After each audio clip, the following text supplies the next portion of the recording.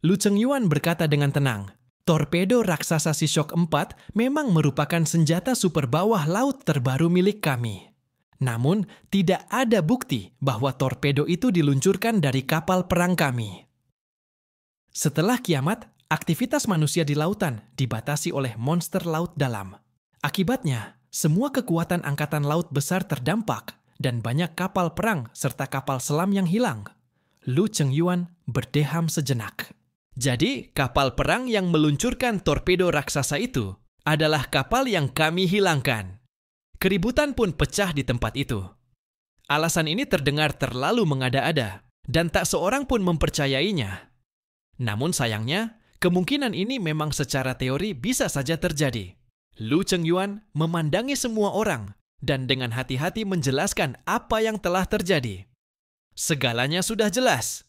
Setelah akhir dunia, selama kekacauan di lautan, seseorang mencuri kapal perang angkatan laut kami. Kapal-kapal perang itu dilengkapi dengan torpedo raksasa yang memiliki daya hancur luar biasa. Dan hanya 1 hari sebelum Kaos pergi ke Neon untuk menyelidiki invasi peradaban bawah tanah, orang-orang yang mencuri kapal perang itu menyerang Pulau Bintang. Ini menyebabkan negara Huaxu kami secara keliru dipercaya sebagai dalang dari segalanya, dan kami menderita tuduhan yang tidak berdasar. Suara ejekan semakin keras di tempat itu. Siapapun yang mendengar cerita ini pasti akan menganggapnya sebagai omong kosong. Namun setelah Lu Chengyuan selesai berbicara, ia duduk di kursinya dengan tenang dan berkata kepada semua orang dengan wajah tulus. Untuk insiden ini, kami dari negara Huaxu bersedia sepenuhnya bekerja sama dengan penyelidikan. Kami harus menemukan pelakunya yang sebenarnya. Perwakilan dari Prusia mengangkat kedua tangannya dan memandangi sekeliling, lalu berkata dengan nada rendah, "Ini konyol. Saya sama sekali tidak percaya dengan pernyataan ini. Bagaimana mungkin ada begitu banyak kebetulan di dunia ini?" Lu Chengyuan menunjuk ke arahnya dan berkata, "Hei Tuan Goebbels, saya sangat setuju dengan Anda. Ini jelas bukan kebetulan, tetapi sebuah rekayasa yang dirancang secara sengaja.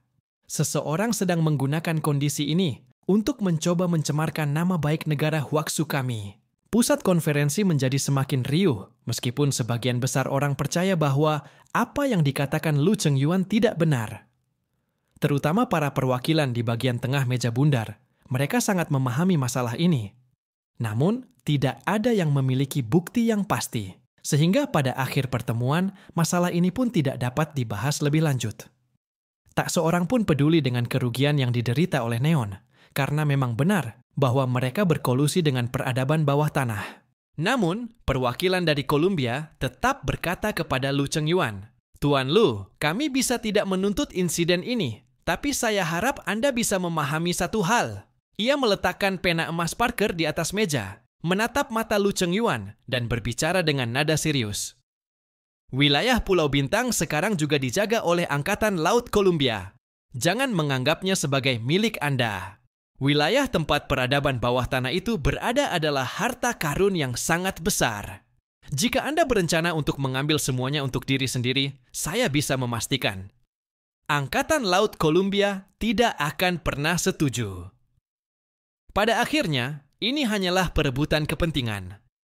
Columbia maju karena merasa kepentingannya telah dilanggar. Harta karun? Hahaha, memang benar.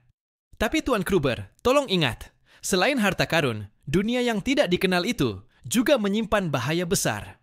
Anda sebaiknya tidak meremehkan keberadaan misterius dan tidak dikenal itu.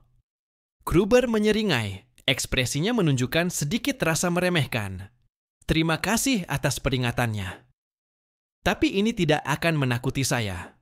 Jika ada krisis yang bahkan tidak bisa diatasi oleh tentara Columbia yang terkuat di planet ini, saya rasa tidak ada orang lain yang bisa menanganinya." Lu Chengyuan tersenyum tipis. "Tuan Kruber, apa yang Anda katakan sudah ketinggalan zaman. Lagi pula, ia mengganti topik pembicaraan. Anda tidak layak mengatakan hal seperti itu kepada kami dari sudut pandang kekuatan saat ini." Pertemuan itu berakhir dalam suasana yang buruk dan berlangsung sepanjang pagi.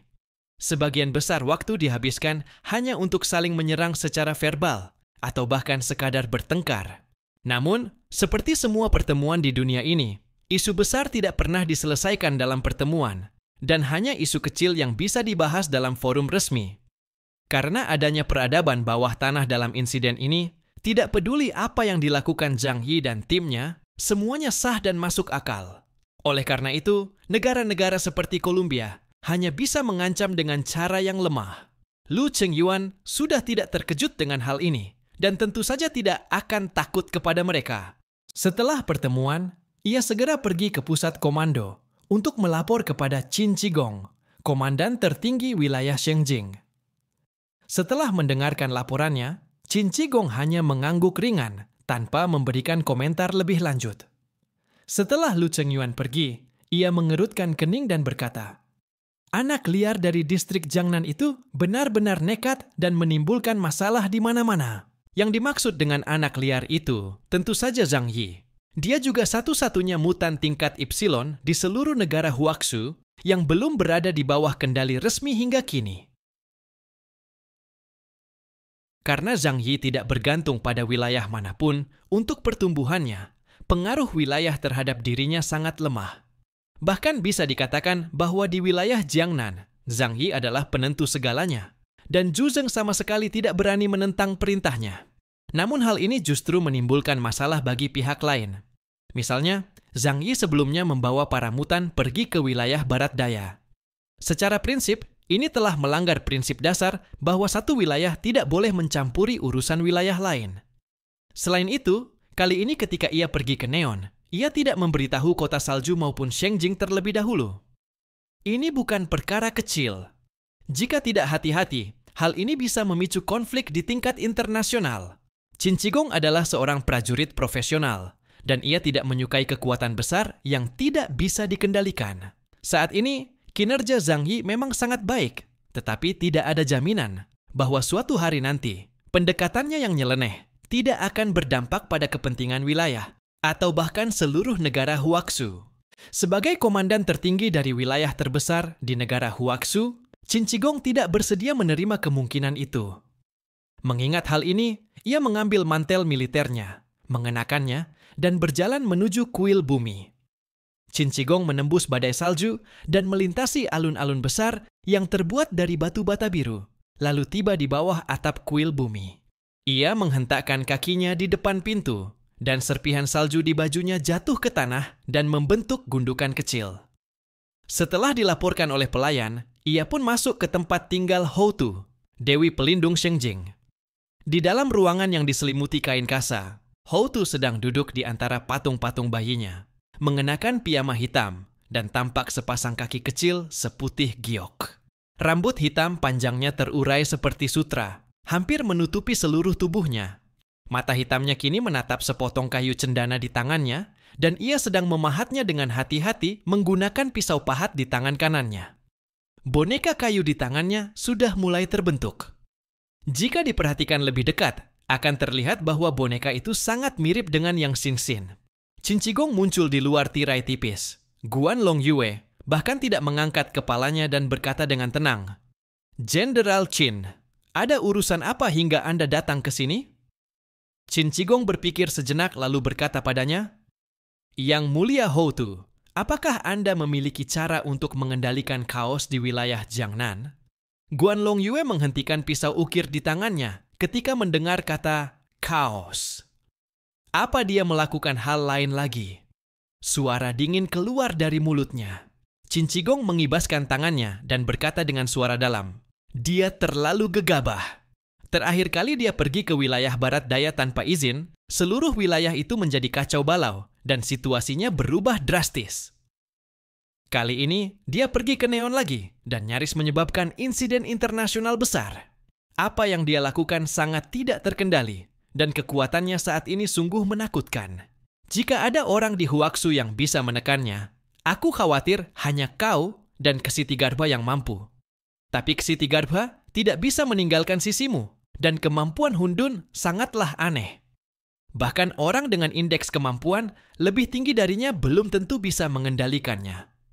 Jadi, aku berharap kau bisa membantuku memikirkan solusi. Setidaknya, beri dia pelajaran agar dia tidak berani bertindak gegabah lagi di masa depan." tidak ada yang salah dengan niat awal Qin Shi Gong. Dari sudut pandangnya, ia tidak menginginkan adanya faktor-faktor yang tidak stabil. Mungkin saat seseorang bertambah tua, ia cenderung khawatir akan hal-hal yang berlebihan. Saat ini, dia adalah orang paling berkuasa di kerajaan Huaxu.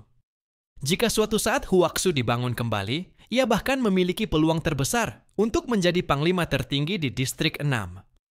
Asalkan semuanya berjalan sesuai rencana dan tidak ada kejutan.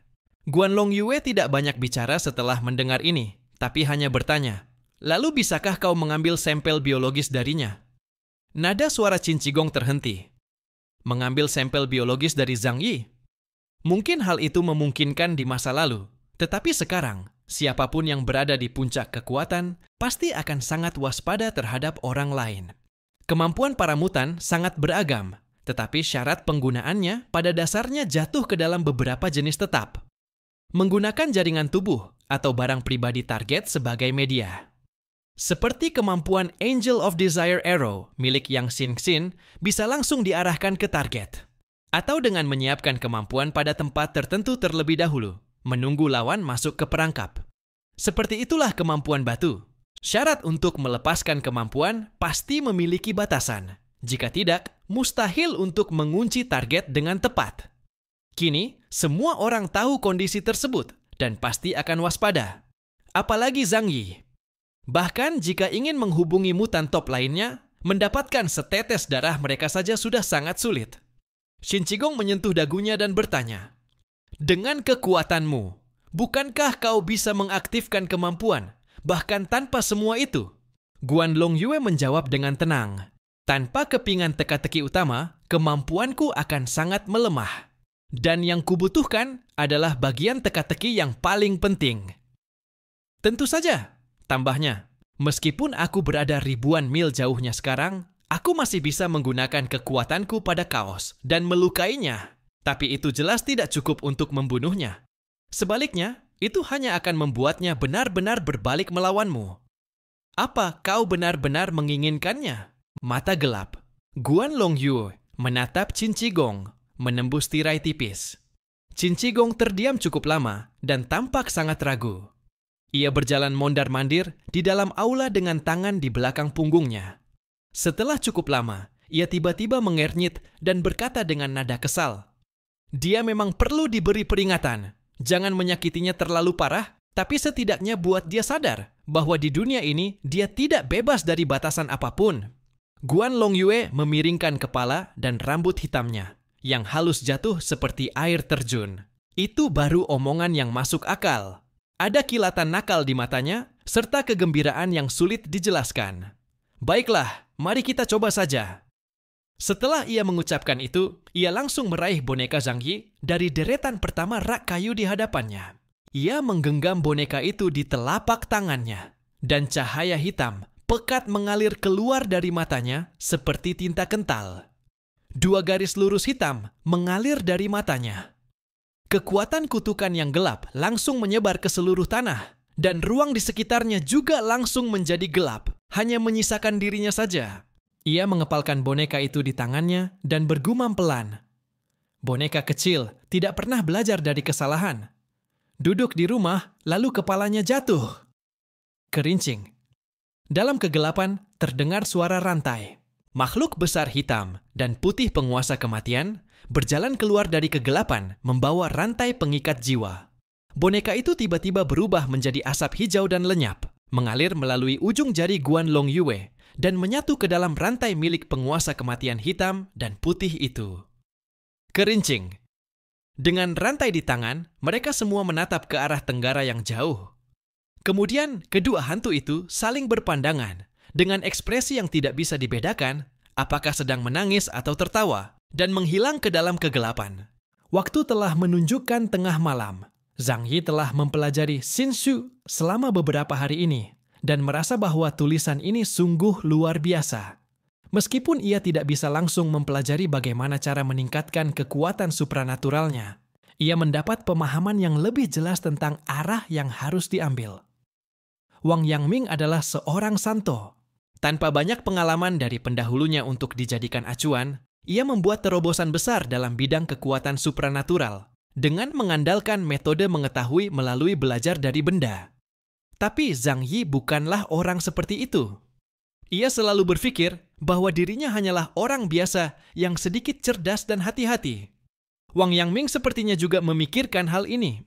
Oleh karena itu, dalam bab Xinshu juga dicatat sebuah latihan meditasi bernama Ziwu Jingshen Gong. Latihan ini berasal dari praktik alkimia dalam Taoisme. Kemudian dimodifikasi oleh Wang Yangming dan menjadi metode khusus untuk meditasi dan pencerahan diri. Ini bukanlah buku rahasia dalam novel-novel dongeng yang bisa membuat orang menjadi abadi setelah berlatih. Sederhananya, ini hanyalah metode untuk mengajari orang bermeditasi. Zhang Yi mulai mencoba berlatih metode ini, membiarkan dirinya tenang, berkomunikasi dengan dunia batinnya, dan menemukan lebih banyak potensi. Latihan teknik Taoisme selalu sangat membosankan pada awalnya. Karena kata ketenangan adalah yang paling sulit dicapai dan sangat mudah untuk terdistraksi. Untungnya, jika hanya meditasi, Liang Yue bisa membimbingnya dalam hal itu. Bagaimanapun, dalam ilmu bela diri, meditasi juga merupakan sejenis kemampuan Qigong. Zhang Yi juga mengerahkan banyak usaha untuk mencoba memasuki keadaan meditasi. Entah sudah berapa lama berlalu, ia hampir tertidur saat bermeditasi dengan mata terpejam. Mungkin ia memang benar-benar tertidur.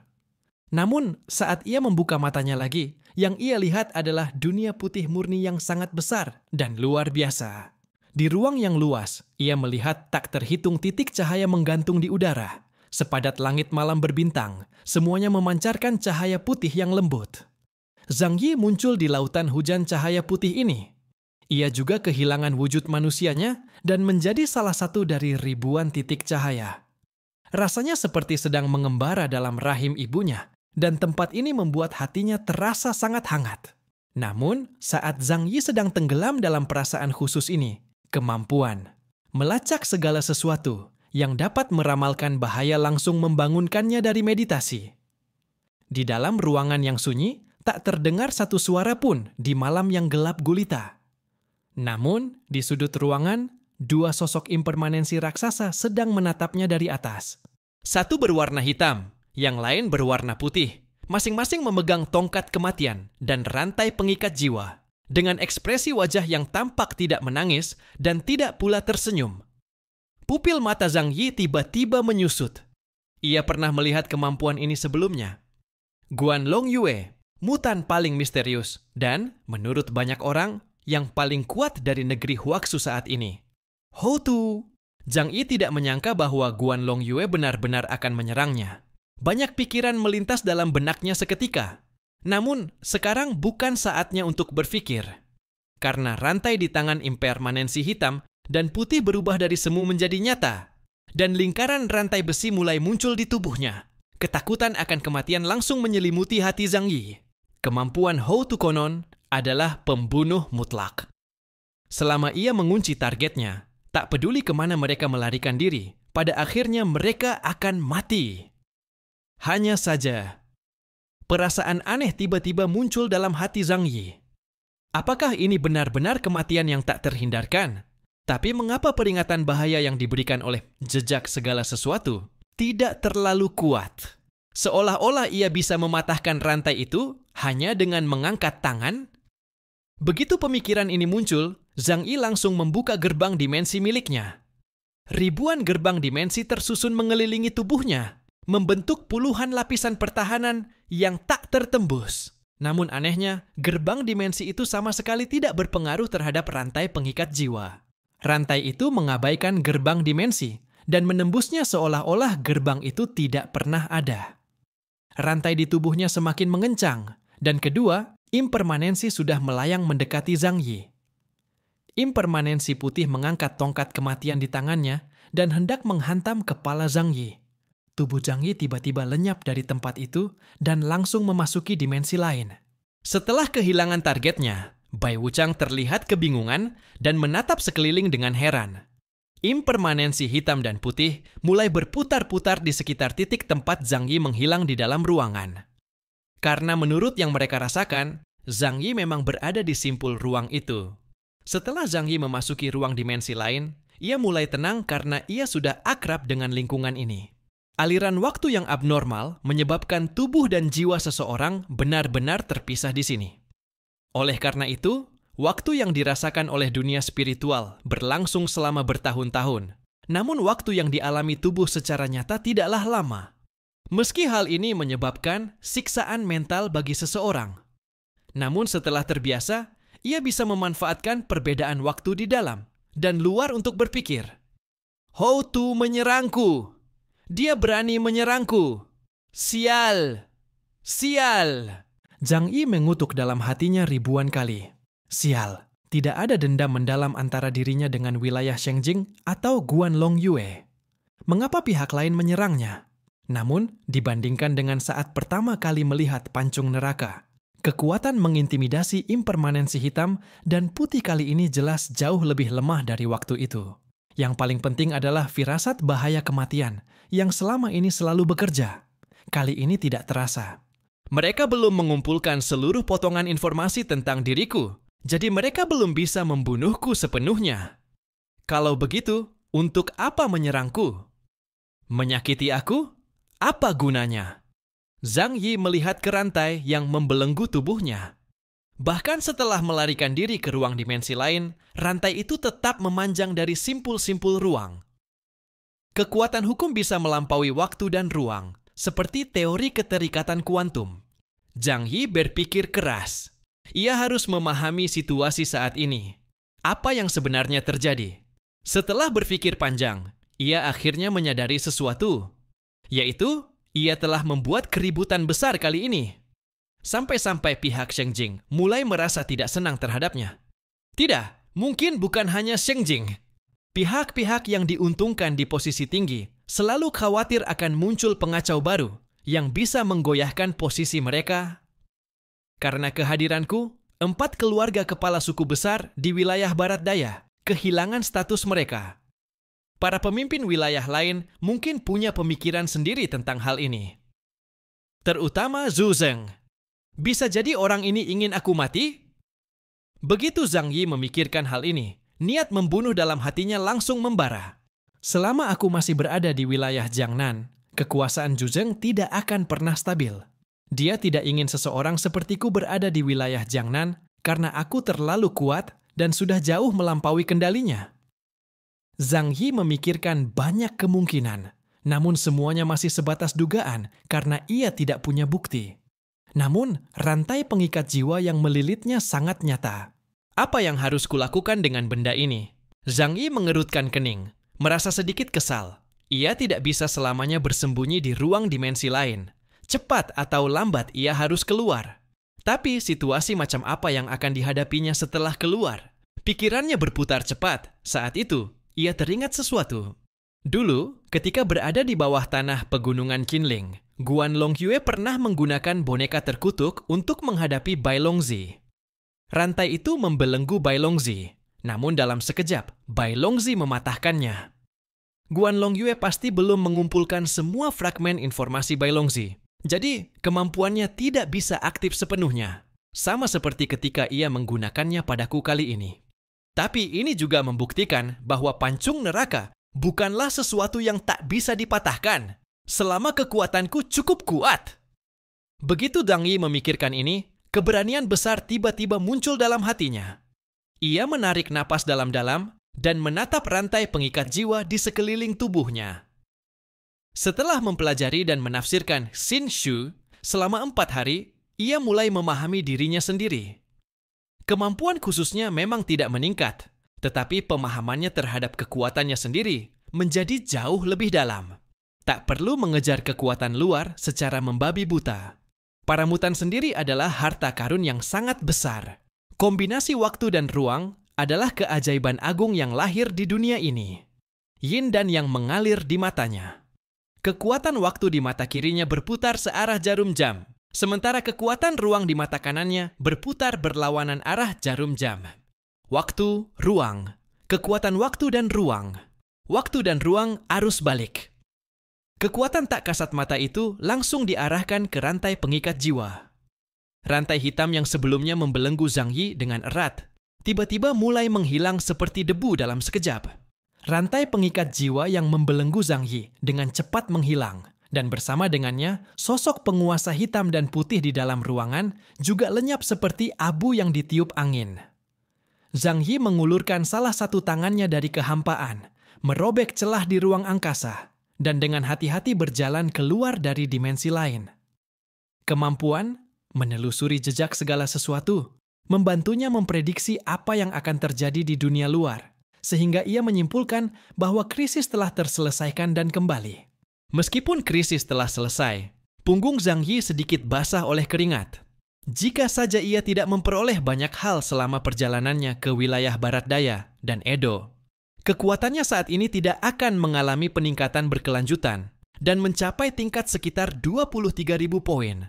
Maka serangan Houtu tadi pasti akan melukainya. Meskipun tidak sampai mengancam nyawanya, ia tetap membutuhkan waktu untuk memulihkan diri. Kau sedang menjotosku, ya? Sudut bibir Zhang Yi melengkung membentuk senyum dingin. Siapapun yang menyerangnya akan dianggap sebagai musuh. Dia bukanlah seseorang yang suka menelan amarah. Begitu penguasa hitam dan putih menghilang, kilatan keterkejutan melintas di mata Houtu Guanlong Yue di kuil kota Shengjing. Hah? Dia benar-benar membobol kemampuanku? Qin Qigong, yang sedang menunggu hasilnya, segera bertanya. Bagaimana? Guanlong Yue meliriknya sekilas dan berkata dengan tenang. Kekuatannya saat ini jauh lebih besar daripada yang aku bayangkan. Bahkan, gilotin nerakaku pun tidak mempan padanya. Ia berkata malas. Meskipun fragmen informasi tidak lengkap, indeks kemampuannya berada di bawah 20.000 poin. Gerakan ini seharusnya membuatnya merasa sangat tidak nyaman. Qin Shuai, kau meremehkannya. Aku khawatir kali ini akan muncul masalah. Nada bicaranya santai, seolah-olah tidak peduli dengan masalah ini, bahkan ada sedikit candaan di sudut bibirnya. Bagaimanapun, semua kesalahan ini ditimpakan pada Qin Qigong, dan dia sendiri tidak perlu memikul tanggung jawab apapun. Berdasarkan pemahamannya terhadap Zhang Yi, mustahil orang itu akan menerobos masuk ke Shengjing dan menghadapi dirinya serta Shang Daowen secara bersamaan jika tidak yakin akan menang. Jadi, semua kekacauan selanjutnya adalah kesalahan Qin Qigong. Wajah Qin Qigong seketika menjadi lebih pucat daripada salju di luar. Bagaimana bisa begini? Ia berseru. Rasa cemas di wajahnya semakin terlihat jelas. Dia tidak berniat mengambil nyawa Zhang Yi. Dia hanya merasa bahwa junior ini terlalu arogan dan akan membawa bencana cepat atau lambat, jadi dia hanya ingin memberinya pelajaran. Tak disangka, kekuatan lawan telah melampaui batas 20.000 poin dan mencapai tingkat kereta hitam. Ditambah lagi dengan kemampuan atribut ganda yang sangat aneh, mungkin. Bahkan, Bodhisattva Ksitigarbha Shang Daowen pun tidak dapat menekannya. Baik Houtu maupun Shang Daowen adalah fondasi wilayah Shengjing dan tidak akan meninggalkan Shengjing dengan mudah. Jika Zhang Yi mengejar masalah ini nantinya, sikap apa yang harus diambil oleh wilayah Shengjing? Semakin Qin Qigong memikirkannya, semakin sakit kepalanya. Kita hanya bisa berharap dia mengutamakan keseluruhan situasi dan tidak memperbesar masalah sekecil ini. Paling tidak, wilayah Shengjing akan memberinya beberapa kompensasi. Lagi pula, dia yang bertindak gegabah terlebih dahulu. Itu bukan salahku. Qin Qigong berbicara pada dirinya sendiri dan memaksa dirinya untuk merasa tenang.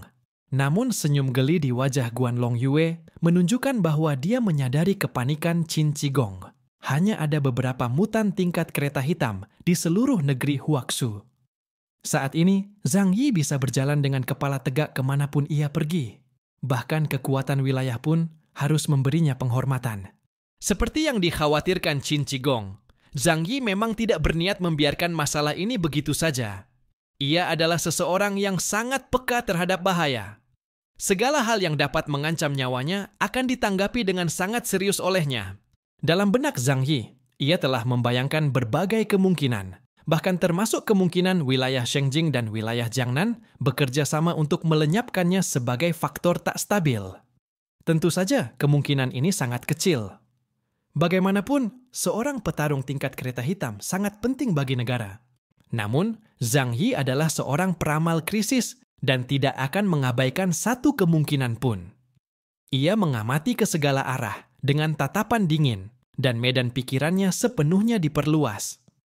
Dengan tempat perlindungan sebagai pusatnya, dalam radius 5 kilometer, tidak ada fluktuasi spasial dari makhluk hidup yang bisa lolos dari persepsi dirinya. Zhang Yi berpikir sejenak dan memutuskan untuk tidak mengganggu yang lain yang sedang beristirahat saat itu. Ia hanya bangkit, berjalan keluar dari kamar, lalu menuju ke pintu kamar yang Xin-Xin dan menekan bel pintu. "Xin-Xin, ini aku. Aku ingin berbicara tentang sesuatu yang sangat penting." Zhang Yi berbicara dengan lembut di luar pintu agar tidak mengganggu yang lain. Namun, ruangan itu sudah memiliki kedap suara yang baik. Jadi sebetulnya tak perlu terlalu hati-hati. Hanya saja di tengah malam, ia tiba-tiba datang dan mengetuk pintu kamar seorang gadis, dan secara naluriah menjadi lebih lembut. "Kriit!" Pintu segera terbuka. Yang Xin-Xin mengenakan piyama sutra hitam. Rambut panjang hitamnya terurai di punggung. Kaki putihnya mengenakan sandal berbulu kelinci. Dan betisnya yang ramping dan putih tampak jelas. Di tengah malam, sosoknya yang indah tampak samar-samar. Tidak jelas apakah disengaja atau tidak. Ini juga pertama kalinya Zhang Yi datang menemuinya sendirian di tengah malam. Ketika ia melihatnya mengenakan piyama, ia terpaku sejenak. Barulah ia menyadari bahwa gadis di depannya ini sudah berusia 21 tahun. Dan bukan lagi gadis sakit-sakitan yang belum matang dan cacat seperti 3 tahun lalu. "Kakak, sudah larut malam. Apa ada hal penting yang membuatmu datang ke kamar Xin-Xin?" Senyum menggoda melintas di mata yang Xin-Xin, yang seperti batu permata hitam. Sebagai wanita yang cerdas, tentu saja dia tahu bahwa Zhang Yi tidak mungkin datang di tengah malam hanya untuk menyerang malam. Mungkin wanita yang terlalu pintar, memang selalu kekurangan sedikit rasa lucu. Zhang Yi menarik napas dalam-dalam, dan wajahnya menjadi serius. "Mari kita bicara di dalam kamar." Yang Xin-Xin mempersilakannya masuk, Zhang Yi masuk ke dalam kamar. Dan Yang Xin-Xin menutup pintu di belakangnya. Zhang Yi tidak membuang waktu dan langsung berkata, "Barusan aku diserang. Orang yang menyerang adalah Guanlong Yue." Senyum di wajah Yang Xin-Xin lenyap dalam sekejap, dan kilatan niat membunuh yang dingin tampak di mata hitamnya. Wanita itu, Zhang Yi menceritakan secara singkat kepada Yang Xin-Xin semua yang baru saja terjadi, termasuk dugaan-dugaannya sendiri. "Kepalaku sedikit kacau sekarang, karena aku tidak tahu seberapa rumit konspirasi di balik masalah ini. Xin-Xin, tolong bantu aku menganalisanya. Sekarang, apakah aku perlu membunuh beberapa orang?" Zhang Yi duduk di sofa, mengusap pelipisnya dan berkata, ketika Yang Xin-Xin mendengar bahwa pihak lawan tidak berniat membunuh Zhang Yi dan hanya menggunakan serangan peringatan, ia segera memahami alasannya. "Kakak, itu karena kau tidak melaporkan 2 aksi ini kepada pihak atasan. Jangan katakan Shengjing, bahkan kota badai salju pun tidak tahu apa yang akan kau lakukan. Mereka tidak ingin menghadapi faktor tak stabil, jadi mereka ingin menghajarmu. Orang-orang di atas tidak bodoh. Mereka tidak akan membiarkan seorang mutan kelas Epsilon yang kuat tidak dimanfaatkan dan malah menghancurkanmu. Tapi di mata mereka, kau adalah pedang bermata 2. Kau mungkin akan menyinggung kewenangan mereka." Yang Xin-Xin memberikan sebuah contoh. "Kau masih ingat Li Changgong?" Ketika nama itu disebutkan, pikiran Zhang Yi seketika menjadi jernih. Komandan tertinggi wilayah barat laut, Li Changgong. Ia adalah satu-satunya dari 6 wilayah di negara Huaxu yang naik ke tampuk kekuasaan murni karena kekuatan militer yang luar biasa. Hal ini tentu berkaitan dengan identitas dan latar belakangnya. Namun jika ia bukan seorang mutan kelas Epsilon, ia tidak akan bisa duduk di posisi itu. Zhang Yi menatap Yang Xin-Xin. "Maksudmu, tidak ada yang ingin melihat kemunculan Li Changgong yang kedua?" Yang Xin-Xin tersenyum tipis. "Tentu saja, bahkan di antara orang-orang ini, termasuk Li Changgong sendiri. Begitu suatu tatanan terbentuk, maka akan muncul sekelompok pihak yang diuntungkan dan meraih manfaat besar darinya. Dan jika ada pendatang baru yang ingin mengambil bagian dari keuntungan itu, mereka harus melanggar aturan. Tapi begitu para pelanggar aturan itu naik ke tampuk kekuasaan, mereka akan membuat aturan yang lebih ketat demi mempertahankan posisinya. Selalu seperti itu. hanya sedikit orang yang bersedia membuka jalan bagi mereka yang datang setelahnya. Hal yang paling disukai para perintis adalah justru menghalangi jalan mereka yang datang kemudian. Zhang Yi berbaring di sofa. Ia marah, tetapi hanya menahan amarah itu untuk sementara. Ia bukan anak kecil. Sebelum melakukan apapun, ia harus mempertimbangkan untung dan rugi. Zhang Yi berkata, "Kalau begitu, tidak ada yang benar atau salah. Distrik Shengjing tidak salah menyerangku. Mereka hanya mempertahankan posisi mereka, dan aku juga tidak salah. Ini hanyalah perebutan posisi." Awalnya, Zhang Yi sempat merenung sejenak, bertanya-tanya apakah sikapnya menjadi terlalu arogan setelah kekuatannya meningkat. Namun, ia segera menepis pikiran itu. Karena baik saat perjalanannya ke wilayah Barat Daya, yang menggagalkan rencana invasi mutan asing, maupun saat kepergiannya ke Neon, yang berhasil merebut kembali harta nasional dan menghancurkan peradaban misterius bawah tanah, yang diwakili oleh sarang Dewa Masak dan Dewa Matahari. Tidak ada satupun tindakannya yang salah, bahkan bisa dikatakan bahwa itu adalah pencapaian besar.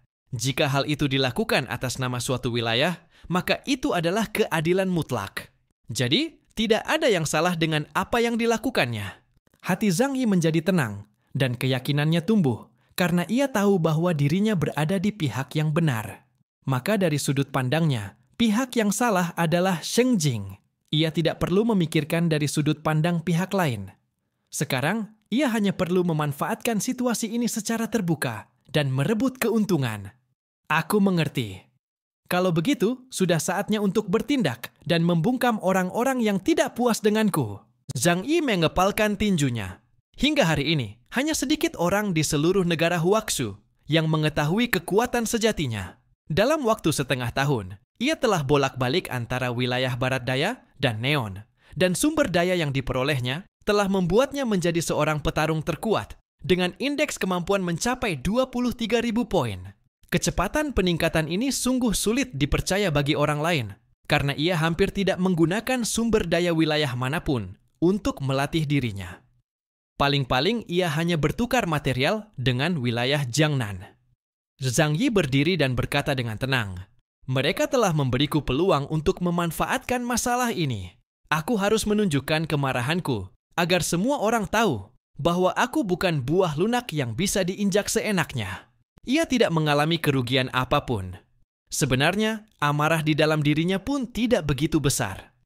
Namun, selama ia bertahan sekali, maka pada kesempatan berikutnya, dan berikutnya lagi, orang lain akan semakin berani menguji batas kesabarannya. Seseorang harus memiliki keberanian untuk membalikkan meja, terutama ketika ia memiliki kemampuan untuk melakukannya.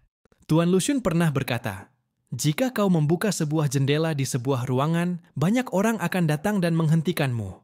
Namun jika kau ingin merobohkan dinding dan membuat pintu, lalu saat seseorang datang membujukmu, kau akhirnya hanya menyarankan untuk membuka jendela, kebanyakan orang akan menganggap itu wajar." Memikirkan hal ini, Zhang Yi memutuskan untuk segera bertindak. Karena jika terlalu lambat, pihak lain mungkin sudah membuat persiapan. Zhang Yi langsung membangunkan semua orang di tempat perlindungan dan menjelaskan situasinya secara singkat. "Aku diserang, dan sekarang aku akan menuntut mereka. Kalian semua masuk ke ruang bayangan dan ikut denganku." Ia tidak lagi mempercayai kota badai salju saat ini, apalagi orang-orang dari Shengjing. Karena Guan Longyue berani mengambil tindakan, berarti ia juga harus siap menghadapi balasannya. Zhang Yi tidak ragu bahwa pihak Shengjing, terutama unit Death of Love, pasti sudah mengarahkan beberapa, bahkan mungkin puluhan, rudal ke arah tempat perlindungannya. Semua orang baru saja bangun dari tidur dan tidak tahu apa yang sedang terjadi, tetapi tetap dengan patuh masuk ke dimensi berbeda. Zhang Yi langsung menuju kota badai salju tanpa sepatah kata pun. Saat larut malam, Zhu Zeng masih duduk di kantor memproses dokumen. Setelah mendapatkan tambang biji Yuanxi yang dibawa pulang oleh Zhang Yi, masalah energi di kota badai salju telah terpecahkan. Kota ini kini berkembang pesat dan bahkan berencana membangun kota-kota satelit di sekitarnya. Segala sesuatunya bergerak ke arah yang baik. Keinginan terbesar Zhu Zeng adalah mengembalikan tanah ini seperti semula. Bahkan di dunia yang beku, manusia tetap bisa membangun kembali peradaban. Ia adalah seorang pecandu kerja yang selalu suka memeriksa dan mengikuti langsung pekerjaan bawahannya, sehingga sebenarnya ia hanya tidur 4 jam sehari. Ia berusia lebih dari 50 tahun, namun rambutnya hampir seluruhnya sudah memutih. Di dalam kantor, sebuah pintu tiba-tiba terbuka tanpa suara, dan Zhang Yi keluar. Zhuzheng merasakan kehadiran seseorang di dalam ruangan dan secara refleks menoleh. Zhang Yi duduk di sofa, kakinya terbuka lebar, menatapnya dengan mata dingin seperti pedang. Punggung Zhuzheng seketika terasa dingin. Ini adalah pertama kalinya ia melihat Zhang Yi dalam kondisi seperti itu. Tatapan dingin itu langsung membuat Zhuzheng sadar bahwa sesuatu yang besar telah terjadi. Zhang Yi, kau datang begitu mendadak tengah malam begini. Apakah terjadi sesuatu yang serius? Zhuzheng berusaha bertanya dengan tenang. Seseorang mencoba membunuhku. Zhang Yi menjawab dengan dingin. Tentu saja, sebagian dari ucapannya ini dibesar-besarkan. Namun, hanya dengan mengatakan demikian, ia bisa melegitimasi tindakan besarnya dan memperoleh keuntungan. Bola mata Zhuzheng hampir terlepas dari rongganya. Apa? Membunuhmu? Siapa? Siapa yang berani melakukan hal seperti itu? Otak Zhuzheng seolah membeku. Ia tidak percaya masih ada orang sebodoh itu di dunia ini. Kemudian ia menjadi marah dan menghentakkan meja. Katakan siapa pelakunya. Jika ada yang berani menyerang penjaga distrik Jiangnan, aku tidak akan diam saja. Penampilan Zhuzheng sungguh luar biasa, seolah-olah insiden itu sama sekali tidak ada hubungannya dengannya. Tentu saja, mungkin memang benar ia tidak tahu apa-apa, tapi bagi Zhang Yi, itu tidak penting. Bagaimanapun juga, Zhuzheng tetap menjadi sasaran kecurigaan Zhang Yi.